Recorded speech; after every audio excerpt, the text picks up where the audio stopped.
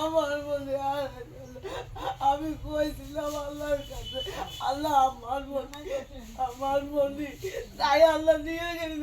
আমার মনি কথা কইছিলাম তাই আমার কলিজার টুকরা আমার যখন অপারেশনে যাচ্ছে কথা, মা আমি তোমার কলিজার টুকরা, তুমি আমার কলিজার টুকরা। তাই কইলে আমি বলছি আব্বা আব্বা তুমি আমার কলিজার টুকরা, আমি তোমার কলিজার টুকরা।